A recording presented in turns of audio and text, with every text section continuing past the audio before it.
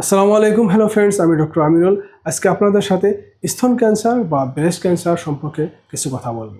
আসুন ভিডিওটি প্রথম থেকে শেষ পর্যন্ত দেখুন, like share subscribe and bell আইকনটা টিপুন।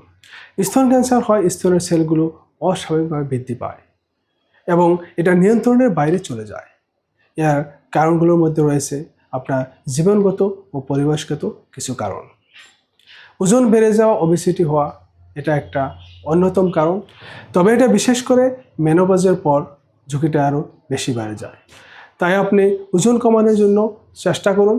আপনি 2 কেজি ওজন কমাতে পারলেও এটার ঝুঁকিটা অনেকটাই কমে যাবে। আপনি কম কার্বস, কম ক্যালোরি, কম ফ্যাটযুক্ত খাবার খান। আপনি বিশেষ করে রাত্রে অনেক হালকা খাবার খান।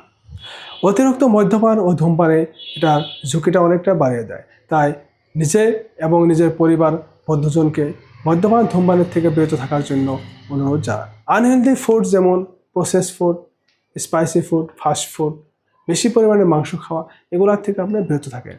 এগুলাই অনেকটাই ঝুঁকিটা বাড়িয়ে দেয়। আপনার হরমোনের ব্যালেন্স রাখার জন্য আপনি যথেষ্ট চেষ্টা করুন। দীর্ঘদিন এস্ট্রোজেন হরমোন খাবার জন্য এটার ঝুঁকিটা অনেক বাড়িয়ে যায়। তবে অনেক আগেই ঋতুস্রাব স্টার্ট হওয়া বা অনেক লেট করে মেনোপজ হলে দীর্ঘদিন এস্ট্রোজেন হরমোন পিলগুলো খেলে আমাদের কি হয়, এটার ঝুঁকিটা অনেক বেড়ে যায়। জেনেটিক কারণ এক অন্যতম কারণ। BRCA1 এবং BRCA2 জেনেটিক মিউটেশন এটা আপনার স্তন ক্যান্সারের ঝুঁকিটা বাড়িয়ে দেয়।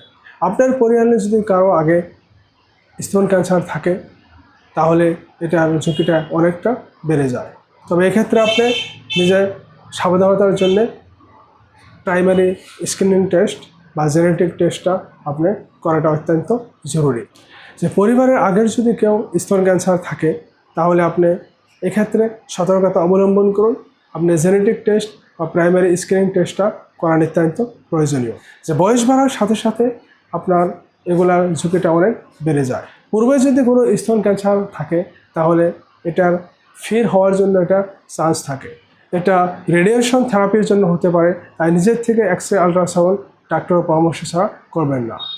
আপনি নিয়মিতভাবে স্তনের স্ব-পরীক্ষা করুন যাতে ওখানে কোনো গাঢ় অস্বাভাবিকতা থাকলে ধরা পড়ে। 40 বছরের বেশি বয়সী মহিলাদের জন্য প্রত্যেক বছর ম্যামোগ্রাম করাটা অত্যন্ত জরুরি, যাতে আপনার স্তনের কোনো অসুবিধা থাকলে সহজে ধরা পড়ে। আশা করি সুস্থ থাকুন, ভালো থাকুন। নেক্সট ভিডিওতে স্তন ক্যান্সারের লক্ষণগুলো সম্পর্কে কথা বলবো।